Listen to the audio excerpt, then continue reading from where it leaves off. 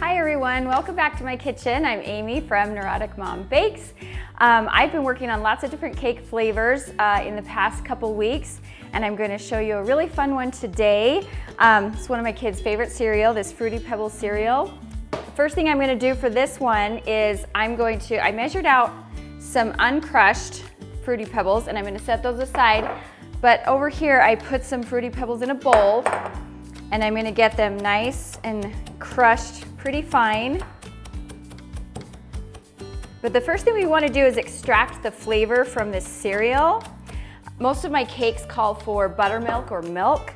So what I'm going to do is I'm going to soak this crushed cereal in my buttermilk and let that soak while I'm doing the rest of my cake, because we add it at the very end and that will pull the most flavor out of the cereal.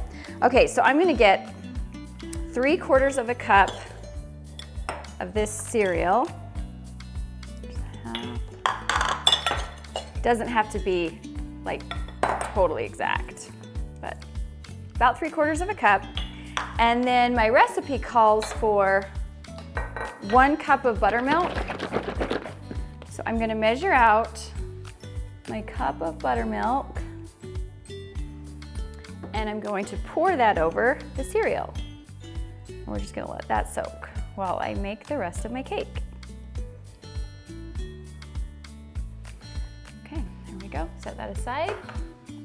Now, to get started on the rest of the cake, I have 2 cups of granulated sugar, and I'm going to add 1 stick or 1/2 a cup or 113 grams of unsalted room temperature butter.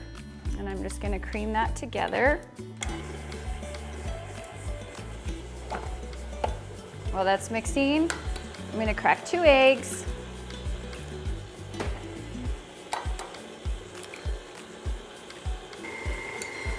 And add them one at a time. All right, now I'm going to get 1 cup of hot water and slowly add in the water.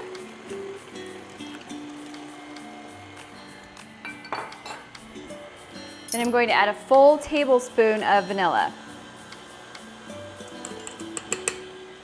Okay, next I'm going to measure out my dry ingredients. This calls for 2 3/4 of a cup of all-purpose flour.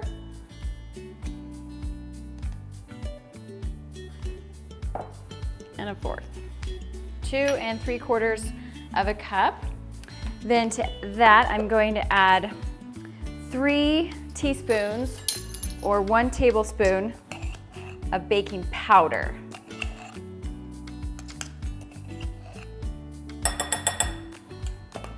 And then 1 teaspoon of salt.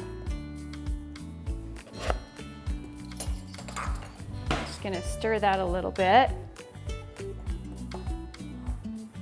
And now this has been soaking for a good 15-20 minutes. You're going to alternate the dry ingredients with the Fruity Pebbles buttermilk on low, starting and ending with the dry ingredients. And then finish off with the last of the dry ingredients. All right, just barely get that mixed. You don't want to overmix, so it's not quite fully incorporated yet, but that's okay because I'm going to finish by hand, and I'm going to fold in 1.5 to 2 cups of the uncrushed Fruity Pebbles cereal. Yeah, let's go with about 1.5 cups. And just gently fold it in, don't overmix. Now we are ready to go into our cake pans.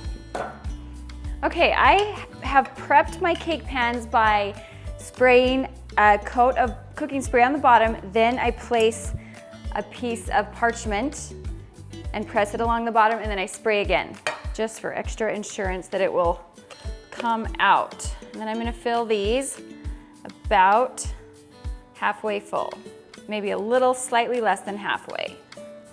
These also work great for cupcakes. you just decrease the baking time by about half. There we go. So I have a little left over. I am going to scoop out some cupcakes.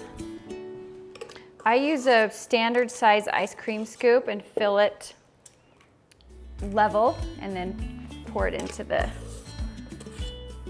cupcake pan. So it's a slightly over half full.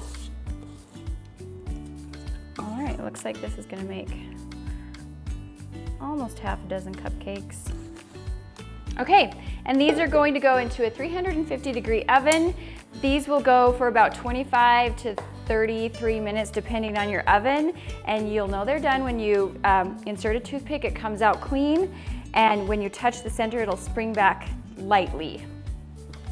All right, my cake layers are out of the oven. I let them cool about 10 minutes, and then I take them out of the pan and put them on a cooling rack. And once they are completely cool, let me show you how I store them. I've said this in multiple cake videos. I never bake my cake layers and decorate the same day. It's too long of a process. I will devote 1 day per week to just make cake layers, and then I store them in my freezer. And then when I'm ready to decorate a cake, I pull them out. They stay fresh up to a month in your freezer. So after they're completely cool, there's always going to be a little dome on your cake layers. I will get a serrated knife. There are special tools, but I just use my serrated bread knife and I'll just go across. I've already done these ones. And that's how I level them. And then to store them, I'll roll out some plastic wrap. Now to store them, I will get my parchment rounds and stack the cakes like this, up to 3. I don't do more than 3 because 4 tends to smash the bottom layers, but 3 works just fine. And then the parchment, when you pull them out, they don't stick together. You can peel them right apart. And I will just wrap this quite tight. And this goes right in my freezer.